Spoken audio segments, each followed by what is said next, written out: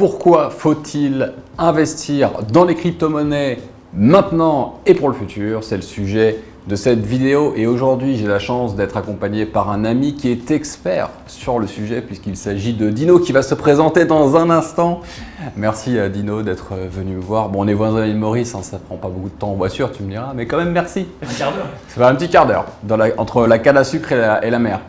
Avant de commencer cette interview qui s'annonce passionnante sur le sujet des crypto-monnaies, n'oublie pas de t'abonner à la chaîne et à lâcher un petit pouce en l'air. C'est la meilleure façon de nous dire merci et de continuer à faire ce qu'on fait. Alors pourquoi j'ai décidé de parler des crypto-monnaies, des crypto-actifs et tout ce qui est lié à la décentralisation et à tout ce qui s'ensuit? Eh bien parce que les amis, il se passe des choses incroyables qu'on va voir dans un instant et j'estime que c'est mon devoir en tant qu'entrepreneur mais aussi investisseur de sensibiliser un maximum de monde sur des opportunités qui vont changer le monde, qui sont déjà en train de changer le monde. Et voilà, j'ai longtemps cherché un expert qui pourrait vulgariser un peu sur la chaîne. Et comme tu dois le savoir, en ce moment, il y a plein de vidéos sur le sujet, mais c'est pas un hasard, c'est parce qu'il y a un vrai mouvement de fond sans précédent qui se passe actuellement et qui bouge les lignes de l'humanité. On a eu des révolutions industrielles, on a eu des révolutions digitales, et là on a vraiment la révolution de la décentralisation et des cryptoactifs. C'est tout de suite, c'est maintenant. Et c'est le professeur Dino qui va nous apprendre à surfer cette vague magnifiquement bien. Salut Dino. Salut Alex, merci de me recevoir. Avec grand plaisir. Alors Dino, une petite extinction de voix, mais normalement tout devrait bien se passer. Voilà, je te le dis maintenant parce que sinon tu vas te poser la question tout au long de la vidéo et ça va jamais s'arrêter. Alors, Dino, est-ce que tu peux te présenter pour ceux qui ne te connaissent pas? Et comme 99,9% des gens ici, à part ta femme qui va regarder la vidéo, mais les autres ne te connaissent pas. Ouais. Bon, alors j'ai une quarantaine d'années, je suis à l'île Maurice depuis 1 an et demi et je sors de 20 ans de salariat. J'ai arrêté mon job salarié il y a seulement 1 an et demi finalement. C'était courant 2020. Et ce que je peux te dire de plus, c'est que depuis 2015, j'ai commencé à investir dans les crypto-monnaies et j'ai même une anecdote dans mon parcours, c'est que j'ai fait de la recherche en monnaie alternative. Et je me suis investi dans des projets, c'était en 2008, en 2009. Ok, précurseur dans l'idée. C'est un sujet qui m'a beaucoup passionné quand je me suis intéressé à l'intelligence collective. Mon job avant, c'était d'être expert en intelligence collective et j'ai accompagné des programmes de transformation du management par l'intelligence collective pendant 7-8 ans. Okay. Voilà. Et dans le cadre de ces recherches, la monnaie est un sujet assez évident. Tout à fait. Et d'ailleurs, tu ne le dis pas, mais je vais le dire pour toi, tu es aussi investisseur dans le domaine de l'immobilier et crypto-investisseur maintenant et formateur pour aider les personnes à investir et gagner de l'argent avec le Bitcoin, mais plus encore avec les autres monnaies, on va en parler juste dans un instant. Tu as une formation et tu as une équipe en fait qui bosse sur une méthode, parce que tu as mis au point une méthode qui s'appelle…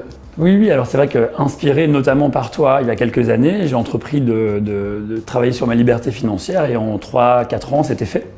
Et donc depuis que je suis arrivé ici, j'ai créé Richesse Academy, qui est une entreprise qui propose des formations et des accompagnements sur justement cheminer vers sa liberté financière. Et le premier produit qu'on a sorti il y a moins de 2 mois, s'appelle Crypto Pilote et le sujet c'est vraiment de contribuer à ta liberté financière par les crypto-monnaies. Excellent, on va en parler plus en détail vers la fin de cette vidéo. Alors, Dino, est-ce que tu pourrais nous donner une définition simple des crypto-monnaies? C'est quoi les crypto-monnaies? On entend parler partout du Bitcoin, de l'Ether, de Solana, XRP, enfin bref, c'est quoi toutes ces crypto-monnaies? Qu'est-ce que c'est? Alors, vaste sujet, j'ai pas une définition en une phrase, mais ce que j'aurais envie de dire, et ce que je crois est important de retenir, c'est qu'en fait, derrière ces monnaies, ce ne sont pas que des monnaies, comme des monnaies qui font réserve de valeur ou monnaie d'échange, c'est surtout des projets d'entreprise, comme des startups, qui exploitent une technologie qui est la blockchain. Voilà. Et donc, en fait, ce sont des projets qui ont l'intention de révolutionner un secteur d'activité, exactement comme il y a une vingtaine d'années, dans le domaine de l'Internet, Yahoo était sur la messagerie, Google sur la recherche, etc. Parce que la question du projet, par exemple, initial du Bitcoin en 2009, c'était pas de proposer justement une alternative avec une monnaie numérique? Alors, si, mais ça a profondément évolué depuis. C'est-à-dire qu'en fait, effectivement, le Bitcoin s'est proposé comme alternative à la monnaie conventionnelle, monnaie conventionnelle qui a un gros souci d'inflation. En fait, on n'a jamais autant imprimé même si c'est pas de la vraie impression, c'est que du numérique, mais on n'a jamais autant émis de monnaie fiat que depuis ces 20 derniers mois. C'est juste énorme en fait ce qui est émis. Donc on est dans un système économique qui est comme un cheval sans tête, qui nous mène un peu nulle part. Et le Bitcoin s'est proposé comme une alternative à ce système-là. Et en 13 ans, il s'en est passé des choses, puisqu'il n'y a plus que le Bitcoin, maintenant il y en a d'autres. Ouais. Alors il y a littéralement des milliers de monnaies alternatives qui sont autant de projets, justement comme des startups. Et il y en a un certain nombre, on va dire les 200, 300 premières, qui sont des projets relativement solides, qui sont déjà bien capitalisés et qui représentent chacun des alternatives maintenant basées sur la technologie de la blockchain, dont on va peut-être parler dans un instant. C'est la prochaine question. J'attaque si tu veux. C'est parti. Donc du coup, ils reposent toutes ces monnaies, tous ces cryptoactifs reposent sur une technologie qui est la blockchain. Mais qu'est-ce que c'est que la blockchain? Alors la blockchain, ça permet de faire bien plus que de la monnaie en réalité, puisque c'est une technologie, pour dire ça simplement, qui permet d'intégrer dans la technologie la confiance.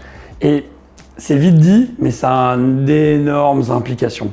Parce qu'en fait, de la même manière qu'Internet a été un énorme agent de désintermédiation et une vraie révolution dans tout ce qu'on fait, en fait, aujourd'hui, on ne fait plus rien sans Internet. On a tous un smartphone dans la poche et des applications à n'en plus finir.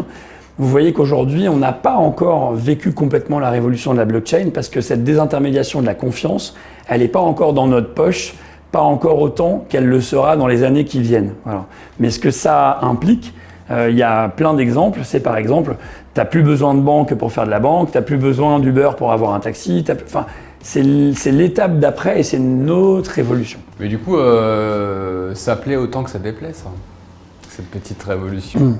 Alors, je suis bien placé pour savoir, parce que j'ai travaillé beaucoup avec les banques ces 10 dernières années, que les banques vont évidemment déconseiller, notamment la banque de détail, à leurs clients d'aller vers les crypto-monnaies, juste parce que ça représente un énorme manque à gagner pour elles. Mais en fait, effectivement, donc ça déplaît surtout à des agents qui aujourd'hui se font des intermédiaires et qui ont un énorme monopole. Donc tout ce qui est monopolistique aujourd'hui est menacé par les blockchains. Mais en dehors de ça, tout le monde a un intérêt à s'y pencher maintenant. C'est ce qu'on va voir d'ailleurs, parce que moi j'ai envie de te poser une question, Dino. C'est que toi, tu es un investisseur expert dans le domaine de l'immobilier, maintenant tu es entrepreneur, tu as beaucoup investi dans l'immo. Je me souviens, tu étais parti en vacances il y a quelques mois et tu m'as dit ouais, je suis revenu, j'ai acheté 2 immeubles ou 2 maisons. Dino, il fait du shopping, comme certains achètent de la salade, des bananes, des tomates, lui Dino il achète des immeubles et des maisons. Donc quand je vois un investisseur aussi aguerri et efficace faire quasiment du all-in sur les cryptos, je me dis il y a quand même une explication à tout ça. Donc pourquoi investir aujourd'hui plutôt dans les cryptos que dans l'IMO, que dans le business ou la bourse classique? Qu'est-ce qui fait l'attrait et pourquoi maintenant? Alors, tout dépend de son profil d'investisseur et de là où on en est dans son parcours aussi, de constitution, dans son parcours de richesse, on pourrait dire. Pour moi, aujourd'hui, l'immobilier, c'est pas une machine à cash. C'est quelque chose qui est très important pour fabriquer son patrimoine. Je ne crois pas au système de la retraite. Et mon immobilier aujourd'hui est là pour préparer notamment ma retraite. Donc pour moi, c'est du patrimonial. En revanche, dans la bourse et dans les crypto-monnaies, on peut envisager de fabriquer du cash. Donc pour ça, il faut en avoir déjà. Donc typiquement, si tu as déjà fabriqué une partie de ta richesse, le fait d'aller maintenant sur les crypto-monnaies, même avec un petit capital, mais il faut en avoir, te permet d'avoir des performances financières importantes. Voilà. Et pourquoi plus les cryptos que la bourse? J'anticipe ta deuxième question. C'est tout simplement parce que les rendements sont, à mon avis, beaucoup plus intéressants. Mais les risques aussi. Ok, justement, tu peux nous parler un peu des rendements et des risques parce que je sais qu'il y a beaucoup de personnes qui disent ouais non, les cryptos, j'ai entendu parler, c'est hyper dangereux. Puis qu'est-ce qu'il y a vraiment à gagner? Est-ce que tu peux nous donner des exemples? Oui. Alors, il y a plein de dangers. Dans les crypto-monnaies, il y a des dangers autour de la sécurité informatique de manière générale, donc il faut être bien accompagné. Il y a plein de gens qui ont perdu de l'argent en s'improvisant comme ça. Il y a des dangers, pour moi les plus importants sont liés à la volatilité des cours, parce que justement c'est un marché sur lequel on peut prendre plus 100%, moins 80%, enfin c'est juste dingue ce qui s'y passe, donc il y a beaucoup de gens qui peuvent te raconter qu'ils ont fait x3 en 2 ans, ou ce genre de choses. T'entends beaucoup moins ceux qui disent qu'ils ont perdu la moitié de leur capital parce qu'ils ont fait des conneries. Moi, j'ai une petite anecdote à ce sujet-là, puisque moi, j'ai investi dans les crypto-monnaies en 2017, donc juste avant la grosse chute de marché qui était c'était janvier 2018, décembre à partir de fin 2017 et en janvier 2018. Ouais, c'est ça. Donc, je suis rentré, j'avais acheté à l'époque de l'Ether et puis XRP, et puis pendant 3 ans, j'étais à moins 90% sur mon portefeuille. Voilà. Donc il faut être parce que moi j'avais le sentiment qu'il fallait rentrer, mais j'étais pas structuré, j'avais pas de méthode, je m'étais pas formé, je me suis dit vas-y, j'achète ça puis je verrai. Puis pendant 3 ans tu serres les fesses et la plupart des gens eux ont peur donc ils revendent à perte, ils font des pertes massives. Après je les ai récupérés parce que j'ai été patient et après je me suis éduqué, on a discuté avec Dino, etc. Mais petite anecdote quand même, est-ce que quand tu fais n'importe quoi, tu es prêt à perdre tout? Ouais.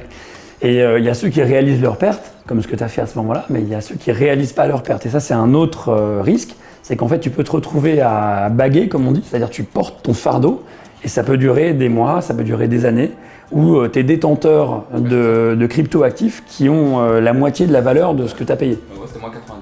Voilà. Et ça peut durer longtemps.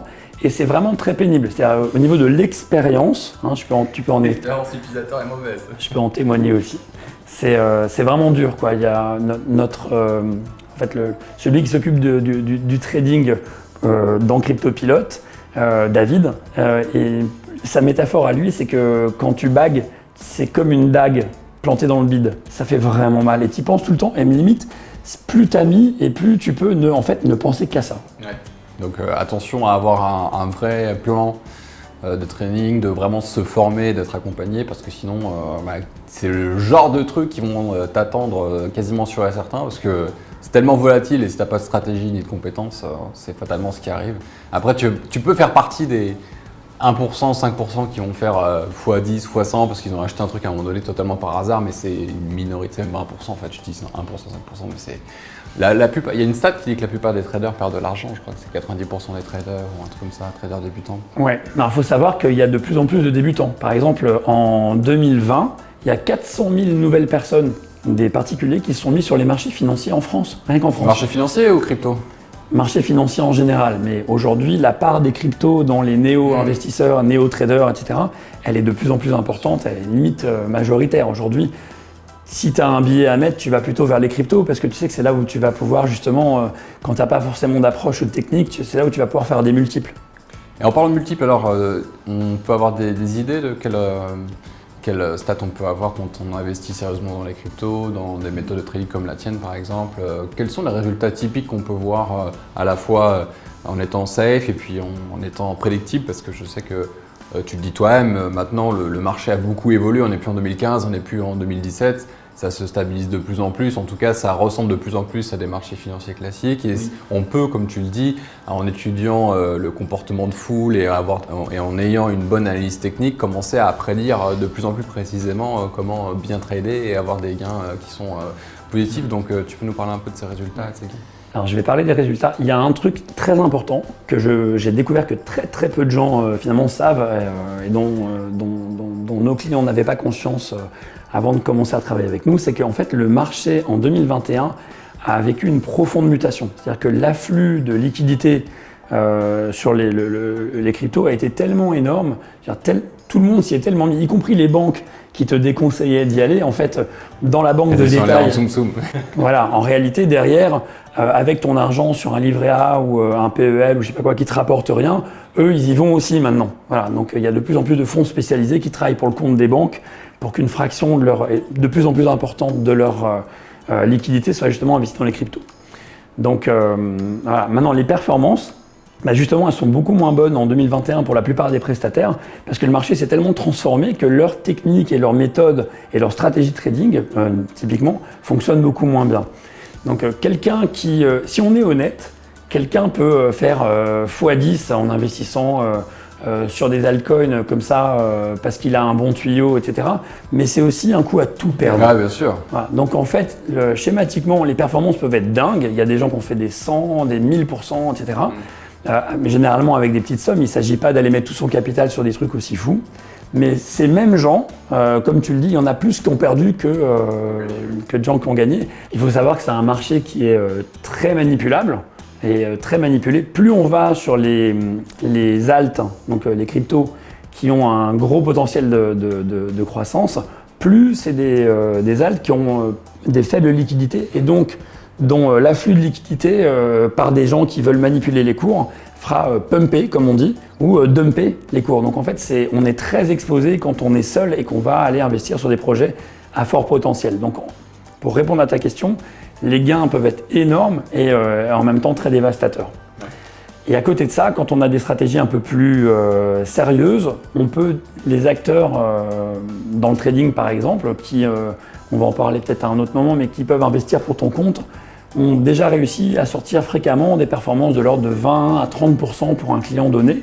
Annuel. Bon, là-dessus, ils vont prendre des frais importants. Mais voilà, on a quand même des performances qui sont bien au-dessus. C'est vrai qu'aujourd'hui, c'est assez incroyable parce que si on prend du recul, on se dit n'importe quel prestataire sérieux, j'entends, peut nous faire fructifier notre argent avec la crypto sans rien faire.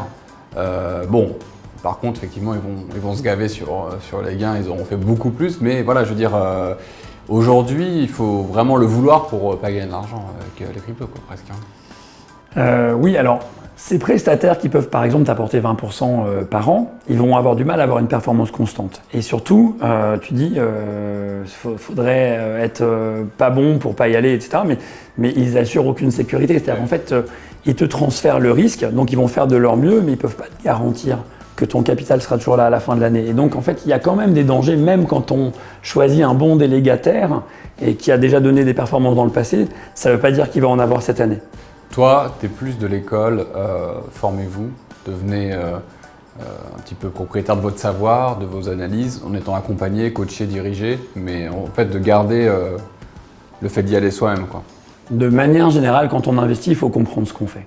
Et comme c'est un domaine qui est assez technique, comprendre ce qu'on fait entièrement, ça va être dur. Ouais. Voilà. Donc c'est important d'avoir une bonne formation qui permet de comprendre vraiment ce qu'on fait et de bien choisir avec qui on travaille. Mais on va être obligé de déléguer quand même une partie du savoir-faire à des gens qui sont des experts parce que c'est un domaine pointu. Oui, tout à fait. D'ailleurs, est-ce que tu peux nous parler un peu de résultats, de pépettes, de rendement, de pourcentage, de tout ce dont tu peux nous parler pour nous mettre un peu l'eau à la bouche et voir quels sont les résultats qu'on peut avoir quand on maîtrise un peu tes connaissances, tes compétences dans le domaine des cryptos? Alors, moi j'ai envie de te dire que premièrement, ce qui me semble être le plus intéressant, c'est de faire du trading. Okay. Il y a plein d'approches, on en parlera, mais... On va faire une autre vidéo sur les différentes méthodes de gagner de l'argent avec les cryptos. Là, c'est plus une vision généraliste, mais voilà, c'est une première introduction. Ok, on en reparlera. Ouais.